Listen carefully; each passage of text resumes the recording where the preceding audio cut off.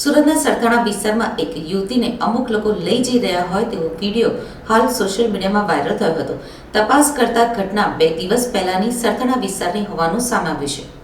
આ મામલે પરિણીત યુવતી પ્રેમીને ત્યાં રહેવા આવી ગઈ હોવાથી યુવતીના પરિવારજનો જ યુવતીને લેવા આવ્યા હતા ત્યારે પ્રેમીના પરિવાર સાથે ઝપાઝપી થઈ હતી, જેથી પ્રેમીએ યુવતીના પરિવાર વિરુદ્ધ ઝપાઝપીની અરજી કરી હોવાનું પોલીસ દ્વારા જણાવવામાં આવ્યું છે. સરથાણા પોલીસ પાસેથી મળતી માહિતી પ્રમાણે મહિલા પરિણીત છે અને 2 સંતાનની માતા છે. સૌરાષ્ટ્રમાં સાસરિયામાં તે રહે છે. જોકે 2 દિવસથી આ યુવતી ભાગીને સુરત પ્રેમી પાસે આવી ગઈ હતી. સાસરિયાઓ દ્વારા યુવતીના પરિવારને જાણ કરાઈ હતી, જેથી 8 જેટલા પરિવારના સભ્યો પોતાની દીકરીને લેવા સરથાણા વિસ્તારમાં આવેલી સોસાયટીમાં લેવા આવ્યા હતા. જે ઘરમાં જ હતી ત્યાંથી દીકરીને કારમાં લઈને રવાના થયા હતા.